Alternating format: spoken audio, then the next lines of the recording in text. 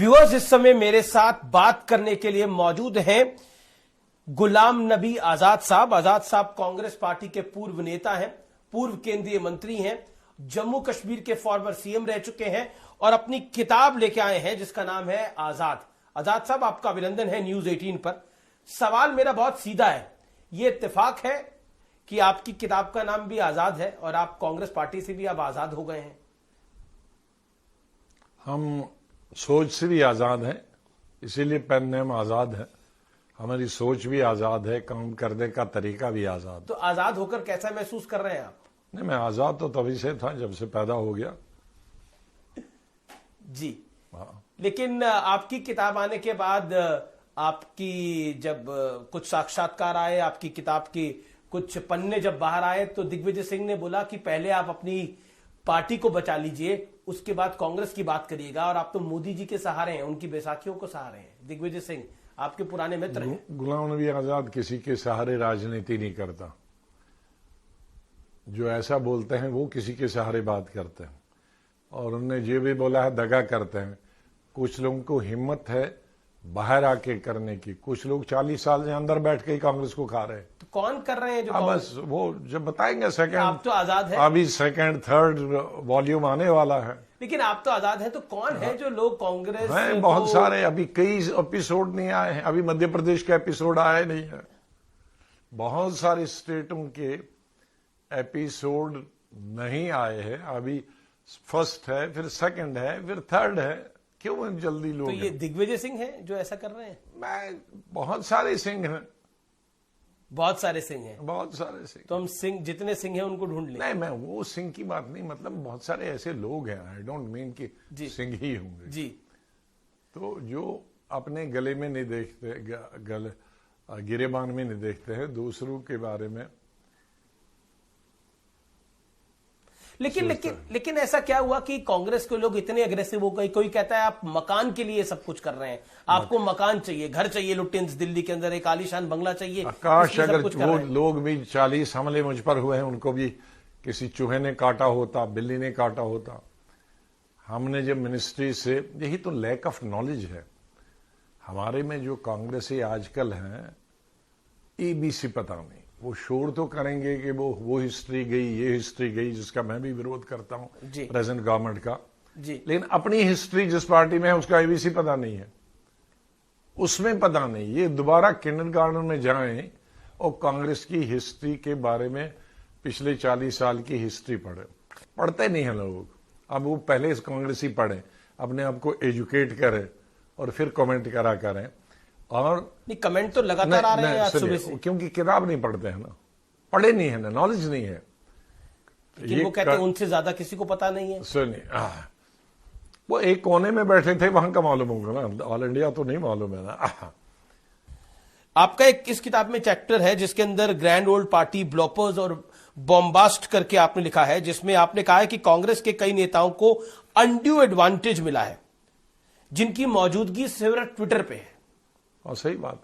अभी देख रहे हैं ना, आप आ रहे हैं, अभी मैंने भाषण भी दिए और एक सुना होगा मैंने, जब पूरा इंटरव्यू होता है, लोगों को पूरा इंटरव्यू सुनने की भी नहीं याद।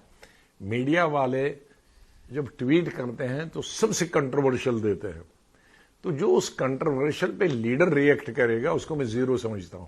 तो दिग्विजय सिंह जीरो है आपकी नजर? नहीं, मतलब मैं कोई भी हूं।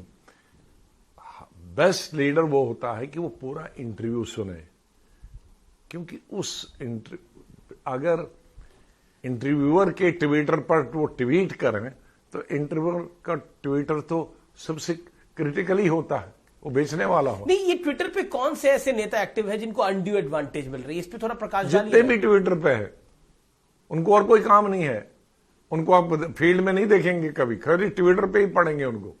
लेकिन उनको तो लगता है कि उनके रीट्वीट हो जाते हैं तो वो देश की राजनीति को निर्धारित कर सकते हैं, वो कांग्रेस को वापस खड़ा कर सकते हैं। खड़ा कर देना, मैं बड़ा खुश हूं, मैं गोल्ड मेडल उनको दूंगा। तो भी राहुल गांधी की जो सदस्यता गई है उसको आप किस तरह से देखते हैं? नहीं, मैंने तो उसका विरोध किया है पहले, जिस दिन हुआ था उसी दिन। वो गलत है, उसकी सदस्यता नहीं कैंसिल होनी चाहिए थी, बिल्कुल गलत है। ये कानून सिर्फ क्रिमिनल बैकग्राउंड के लोगों को लगना चाहिए।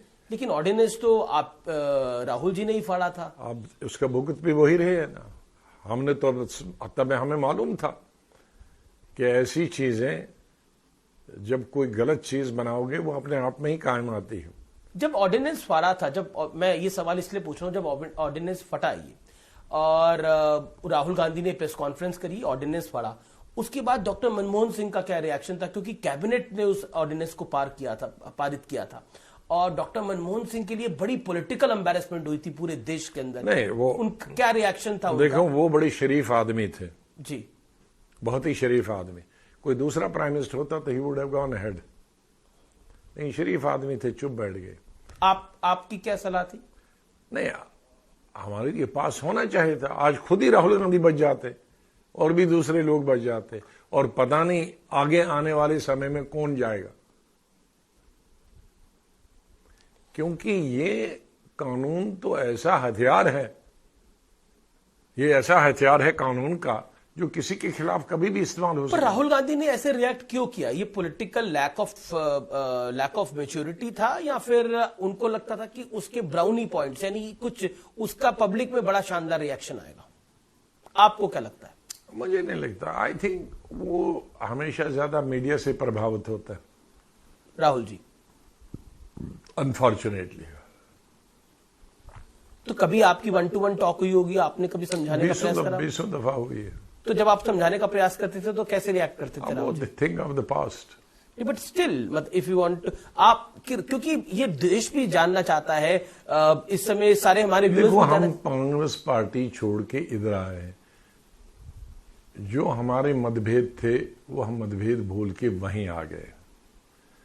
मैं रोज रोज टिप्पणी मीडिया की तरह 24 घंटे इस देश में बहुत और काम है। पर नहीं, सब आप रोज रोज तो टिप्पणी करते नहीं, सब लोग रोज रोज इंटरव्यू भी नहीं देते। एक बार जब आपने कांग्रेस छोड़ी थी तब आपने इंटरव्यू दिया था, मैं सब और अब दे रहे हैं। मैं 24 घंटे से आजकल देखता हूं। मैं तो आप राहुल गांधी, मैं आपको नहीं बोल रहा हूं जी, 24 घंटे देखता हूं राहुल गांधी और अडानी, अंबानी और मोदी।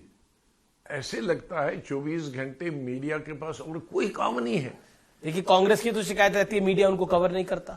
बहुत ज्यादा, जरूरत से ज्यादा कवर करता है, न करने पर भी कवर करता है। मतलब कुछ वो करते नहीं है काम जी, तो भी कवर करते हैं जी। मेरे ख्याल में तो कवर उसी को करना चाहिए जो फील्ड में कुछ करे। खाली प्रेस कॉन्फ्रेंसों को बिल्कुल कवर नहीं करना चाहिए। लगता है कांग्रेस ने आपकी अगर ये सलाह मानी, अगर मान लेगी तो वो कांग्रेस के लिए क्यों? अगर ये कांग्रेस हमारे साथी यहां प्रेस कॉन्फ्रेंस के, इसको प्रेस में मेरा आना चाहे, इसमें मेरा ये आना चाहे, मेरी शक्ल टीवी में आने चाहे, फील्ड में काम करते तो सुखी रहते, कुछ कांग्रेस के 4 वोट आ जाते।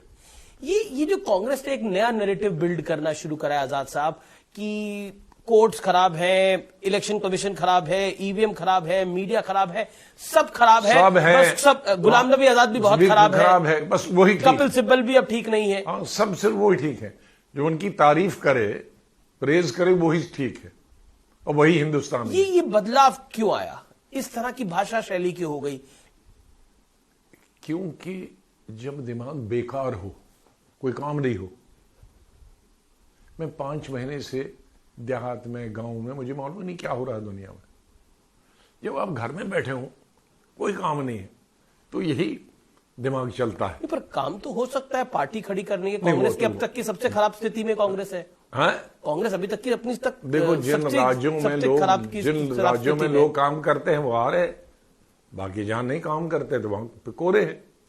तो ये राहुल जी की सदस्यता गई, उसमें एक छोटा सा मैटर था कि अगर राहुल जी एक ओबीसी कम्युनिटी से माफी मांग लेते तो मामला दब जाता। ऐसा नहीं है कि पंडित नेहरू ने भी करा है, राहुल जी भी पहले, इंदिरा गांधी ने मांगी इमरजेंसी के बाद, इंदिरा गांधी ने मांगी है। तो उन्होंने एक नैरेटिव, क्योंकि आपने काफी सारे गांधी के साथ काम किया, आपने राजीव गांधी के साथ काम किया, इंदिरा जी के साथ काम किया, फिर आपने सोनिया जी के साथ काम किया, राहुल जी के साथ भी काम किया। मैं ये जानना चाहता हूं, एक जो नैरेटिव बिल्ड किया कि गांधी माफी नहीं मांगते। नहीं, सब गांधी माफी मांगते हैं। गांधी ने तो, महात्मा गांधी जो असली गांधी है, वो भी बहुत हम्बल थे। उन्होंने तो अपनी यात्रा ही विड्रॉ करी जब अंग्रेजों को मार दिया था। जब थाने के लोगों पर हमला किया पुलिस के लोग मारे गए, तो उन्होंने पूरी यात्रा विड्रॉ की। तो ऐसा नहीं है, गांधी ही होने में। एक आपकी प्रतिक्रिया लेना चाहता हूं, फिर मैं आपकी किताब पर भी आता हूं। बीजेपी ने बोला कि कांग्रेस में ही कांग्रेस के कुछ लोग राहुल जी को निपटाना चाहते हैं। ये केंद्रीय मंत्री अनुराग ठाकुर का बयान था। उन्होंने बोला वो माफी मांग लेते थे, मामला रफा दफा हो जाता। लेकिन कांग्रेस के अंदर ही कुछ लोग हैं जो राहुल जी को निपटाना चाह रहे हैं, राहुल जी उनको समझ नहीं पा रहे, तो हम क्या कर सकते हैं। और जिस तरह से पूरा खेल रचा गया और बताया गया कि राहुल जी जो है वो बेचारे हैं, उनके साथ गलत हो रहा है, अन्याय हो रहा है। ये निपटाना चाहते हैं कि नहीं निपटाना चाहते हैं, लेकिन इतना जरूर है 90% जो उनके साथ है वो उनका विरोधी है, उनके खिलाफ बोलते हैं, लेकिन सामने हिम्मत नहीं आती। कौन कौन है ये लोग? ये कौन थोड़ी, कोई नाम थोड़ी बताना है। आप देखिए, एक आप जैसे कहते हैं ना, जैसे फिल्मी भाषा में कहते हैं, आप एक टीजर देते हैं और उसके बाद अपनी बात को बंद कर देते हैं। सही से बताओ, थोड़ा आप लोगों को व्याकुल कर देते हैं, व्यूअर व्याकुल हो जाता है कि अब कुछ बोलने वाले हैं। नहीं, फिर आप कहते हैं कि अभी नहीं बोलूंगा। ये मालूम है जो उनके भी आजू बाजू हैं वही खिलाफ है, लेकिन सामने उनको तारीफ करते हैं। तो वो सबसे बड़ा खतरनाक होता है। जो दिल से आपके खिलाफ हो, मन से आपके कार्य के खिलाफ, कार्यशाली के खिलाफ हो, आपके काम करने के तरीके के खिलाफ हो, लेकिन सामने कहते हैं आप बहुत अच्छा कर रहे हो। आपने अपनी किताब में भी इसका जिक्र किया है, अपनी आत्मकथा में भी लिखा है कि कांग्रेस की बहुत बड़ी प्रॉब्लम है कि कांग्रेस में चाटुकारिता ने केंद्रीय स्थान ले लिया है। सही बात है। मैं कई आदमियों को जानता हूं जिन्होंने हमारे साथ बात की है, घंटे घंटे ये डुबो देगा, लेकिन वो सबसे ज्यादा मीडिया में बोलते हैं उनके फेवर में, और दूसरों जो उसकी निंदा करे उनके खिलाफ में। तो ऐसे लोगों को क्या भरोसा करोगे? वो सिंसियरली कहां उनको ले जाएंगे? तो अगर आप गांधी परिवार के वेल विशर हैं, तो अब तो आप पार्टी में भी नहीं है, अब तो किसी को बुरा और भला क्या लगना है, तो अब आपको नाम लेने चाहिए। मैं नारद मुनि का काम थोड़ी करने वाला नहीं, नारद मुनि का नहीं, लेकिन इसमें घबराने की भी बात नहीं है। अब हमें वो जाने, उनको इतनी बुद्धि नहीं है। हम भी पॉलिटिक्स करते हैं, हम भी पहचानते हैं कौन नकली है कौन असली है। तो नकली कौन है? वो तो लीडर को काम है ना नकली फाइंड करना और असली कौन है। नहीं, आप कहते हो कि आप खालिस कांग्रेसी हो, आप इंदिरा जी वाले कांग्रेसी हो, आप राजीव जी वाले कांग्रेसी हो, आप सोनिया जी वाले कांग्रेसी हो, तो असली कांग्रेसी होने के नाते आपको बताना चाहिए ये फर्जी है। वो मेरे सुनेंगे, वो हम ही को बाहर निकाल देते। नहीं, अब तो आप नहीं हो, तो अब तो बोलना चाहिए आपको। हम क्यों होते? वो जाने, उनका काम जाने। जी, मेरा अगला सवाल है, क्योंकि आपने कैप्टन अमरिंदर सिंह को जिस तरह से पार्टी से हटाया गया, उसका भी हार गए हम पंजाब, वरना हम वापस जिक्र किया। अगर आपको बुरा लगा था उस दिन? बुरा क्या, मतलब एक स्टेट उड़ा दी खुद अपने हाथों से कांग्रेस ने। अगर captain Amarinder Singh chief minister होता और उसको पूरा समर्थन मिलता पीसीसी का, पार्टी का, तो कांग्रेस आज सत्ता में होती। उस पार्टी तो पंजाब तो कांग्रेस ने खुद बड़ी मेहनत लगा के खत्म कर दी, मेहनत लगाई उसको खत्म करने। आपने अपने पेज नंबर 284 पे इसका जिक्र किया, तो फेलियर किसका मानते हैं आप इसमें? फेलियर किसका मानते हैं? और जो लीडरशिप जिन्होंने हटाने का काम किया, मैंने तो ऑर्डर नहीं दिया। आपने समझाने का प्रयास भी नहीं किया? मैंने क्या समझाने का, मैं थोड़ी इंचार्ज था। एक सवाल आता है कि आपने तब नहीं बोला, अब क्यों बोल रहे हैं? तब बोला क्या, जहां बोलना था वर्किंग कमेटी में बोला। वर्किंग कमेटी हुई, मैंने पहले बताया, पहले उस मुजरिम को हाजिर करो जिसने ये फैसला किया, जिसने 3 महीने 4 महीने पहले से। Working committee, I was the first speaker. तभी तो बोल दे। लेकिन और दूसरी बात जी, कि हम लोगों से सलाह ही कौन लेता था? लेकिन आप इतने वरिष्ठ थे, आपसे सलाह वरिष्ठों से ही तो सलाह नहीं लेती थी, तभी तो ये 23 आदमी बाहर आ गए थे। लेकिन 23 आदमी में से अब तो आप ही एक बाहर आए हैं, बाकी 22 तो अभी भी पार्टी में है। तो ठीक है, एसिडिटी हो जाए उनको समझ के। लेकिन सबका गुजारा चल रहा है? सबका गुजारा चल रहा है या तो हम गुजारे वाले नहीं? या सबने एडजस्ट कर लिया है? आप एडजस्ट करना नहीं चाह रहे? ना, हम एडजस्ट करते हैं, इसलिए तो हम आजाद हैं। उनका नाम आजाद नहीं है ना। हम सच पे कॉम्प्रोमाइज नहीं करते और नौकर बन के काम नहीं करना चाहते। तो कांग्रेस में जो आपने चाटुकारिता की बात करी, आप कहते हैं चाटुकारिता और नौकर कल्चर है पार्टी में। अब नेवर है। अब मैं बैग देता हूं, हार की वो बाल की खाल नहीं निकाल सकते। क्यों ये डाउनफॉल क्यों आया? उस पर एक चैप्टर है, वो पढ़ लीजिएगा। नहीं, मैंने कुछ उस चैप्टर में पढ़ा है, तभी मैंने उससे 2-3 पॉइंट आपसे पूछे कि डाउनफॉल क्यों आया। वो बहुत है, लंबी स्टोरी है। अगर मैं अगर मैं डाउनफॉल अभी बताऊंगा तो किताब क्यों लोग पढ़ेंगे। Is a full chapter 1 hour, 1 घंटा। अगर एक लाइन बतानी हो तो क्या होगी उसमें से, डाउनफॉल क्यों आया, एक लाइन? शुरू से हो गई, पहले से तकरीबन कुछ दशकों से शुरू हुआ। लेकिन नरेंद्र मोदी के आने के बाद 2014 के बाद हमने देखा ये डाउनफॉल तेजी से नीचे की तरफ गया और हर चीज को या तो आप मोदी के साथ हो या तो आप मोदी के साथ नहीं हो, उसी के साथ देखे जाने लगा। एक जिसे कहते हैं पॉलिटिकल मैच्योरिटी पर कई सारे पॉलिटिकल पंडितों ने सवाल खड़े करे। नहीं, पॉलिटिकल मेजोरिटी था ही कहां, खत्म हो गई। कहां पॉलिटिकल मेजोरिटी? जब जिस वक्त इंसान में सच को सच कहना और झूठ को झूठ कहने की ताकत नहीं है तो उसको मतलब वो जीरो है, वो पॉलिटिक्स कर ही नहीं सकता। आज क्या है, मोदी अच्छा करे तो भी गाली देनी है, मोदी बुरा करे तो भी गाली देनी है। राहुल गांधी अच्छा करे तो भी गाली दे, कांग्रेस अच्छा करे तो भी गाली देनी है, नहीं करी तो भी गाली देनी है। अच्छा, एक बात बताइए, आपने तो 2014 में, आप 2014 में कांग्रेस में थे, मंत्री थे, कांग्रेस चुनाव हारी, लेकिन क्या आपको लगता है मोदी के आने के बाद कांग्रेस में क्या बदल गया? मतलब 2014 के बाद कुछ नहीं, कांग्रेस में क्या बदलना। कांग्रेस घर बैठ गई कि अच्छा हारना ही है, कोई कोशिश नहीं की गई कि हमें दोबारा सत्ता में आना। और ये जो गाली की परंपरा शुरू हुई, चाहे वो अब खड़गे साहब हो चाहे और कोई हो, कोई रावण बोलता है, कोई गंदी नाली का कीड़ा बोलता है, कोई कुत्ते की मौत मोदी मरेगा वो बोलता है, उसको आप कैसा लेते हैं? क्योंकि कहीं ना कहीं ऐसा लगा कि मोदी के खिलाफ एक नफरत हो गई है। देखो, किसी के खिलाफ, मैं मोदी की नहीं बताता हूं, किसी के खिलाफ बोलो तो उससे उस आदमी की स्टेटस पता चलता, मयार पैदा होता कि क्या है आदमी। गाली से, जिसको गाली देते हो उसका कुछ नहीं जाता, क्योंकि आपकी किताब, लेकिन जो गाली देने वाला है उसका पता चलता है कि यह आदमी क्या है। क्योंकि ये सवाल मैं इसलिए पूछ रहा हूं, आपने अपनी किताब में भी जिक्र किया है इसका इशारों में कि कांग्रेस की जो सेंट्रल लीडरशिप है मौजूदा, वो खुश होती है अगर कोई मोदी को गाली देता है तो। हाँ, बहुत खुश होती है, सही बात है। जैसे क्या जो है लीडरशिप वो है। ये लीडरशिप तो हमें पता है। ये आप इंदिरा गांधी और राजीव गांधी के वक्त में नहीं देख सकते थे। वही मैं कह रहा हूं, ये ट्रेंड क्यों बदला? आपको डांट देते। लीडरशिप में बहुत गिरावट आई। अगर इंदिरा गांधी के वक्त में हम किसी अटल जी को गाली देते, मैंने लिखा है इसमें जी कि इंदिरा जी के वक्त मेरे और फौजदार को कहती अटल जी से मिला करो, उनके भी कुछ काम है, वो भी तो पार्टी का लीडर है, मुझसे वो कहेगा नहीं, वो शर्माएगा मुझे कहने में, लेकिन तुम मिला करो और काम किया करो। तो ये भी तो था, वो भी तो इंदिरा गांधी थी।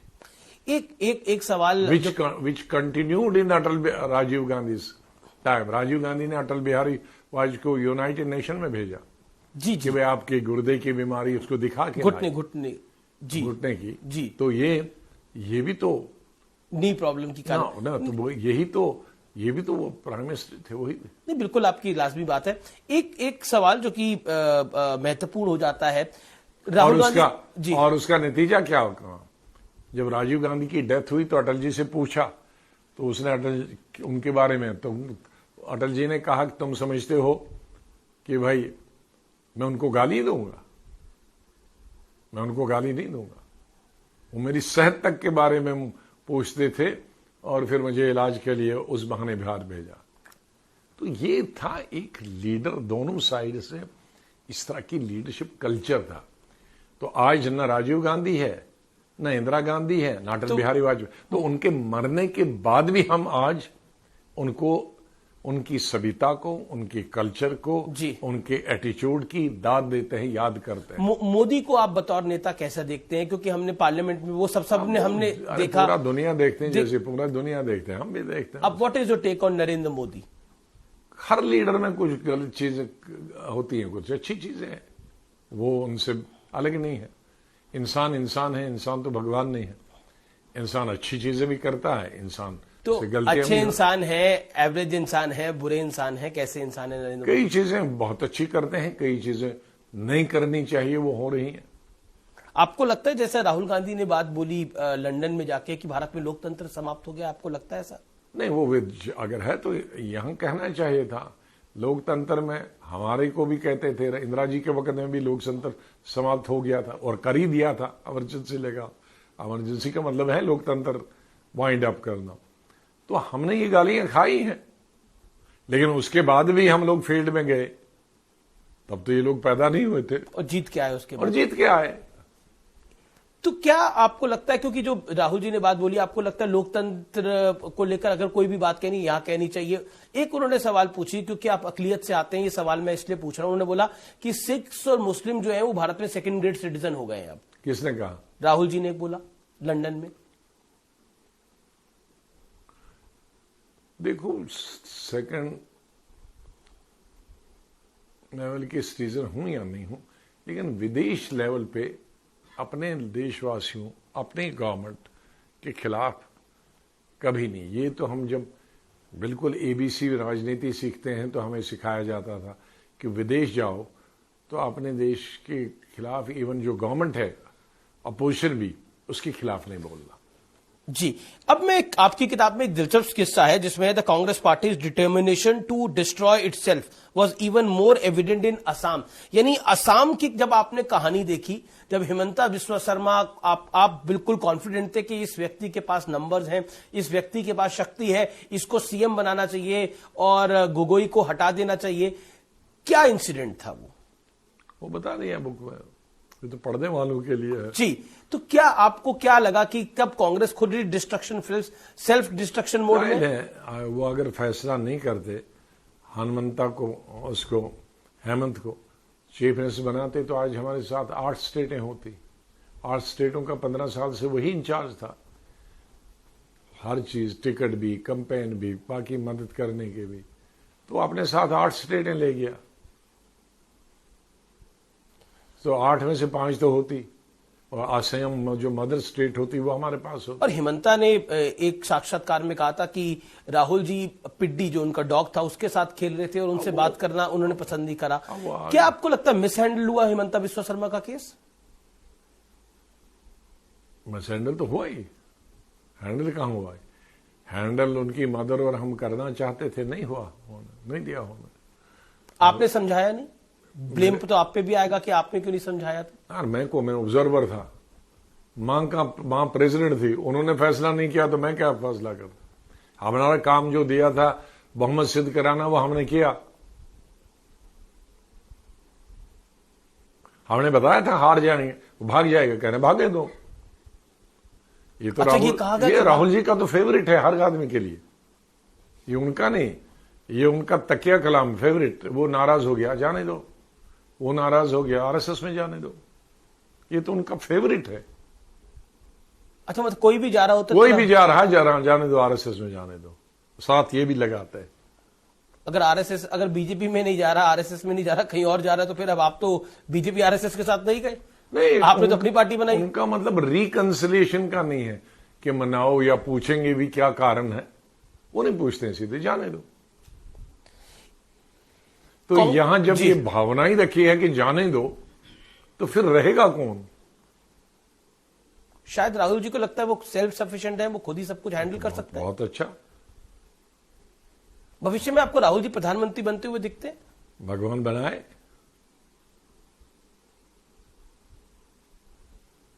2024 में आपको क्या दिखता है? जो भारत की जनता फिर निर्णय लेगी। आपको लगता है कांग्रेस के कुछ चांस है? मैं वोटर नहीं हूं पूरी कंट्री का। आपको एज एक वरिष्ठ नेता है, आपको क्या लगता है, आपकी राय? मेरे हम कहने ऐसे क्या पड़ता है, 1,30 करोड़ आबादी में मेरी क्या से चलती? फिर भी आपकी अंडरस्टैंडिंग तो है राहुल जी के बारे में, मौजूदा कांग्रेस जिसके दम होगा, जिस पार्टी में वो जीत जाएगा। आपको मौजूदा कांग्रेस में दम दिखाई दे रहा है? हाँ, भगवान करे कि वो दम कोई फूंक दे उसमें। फिलहाल नहीं दिखाई दे रहा। आपकी मुस्कुराहट बहुत कुछ कह रही है।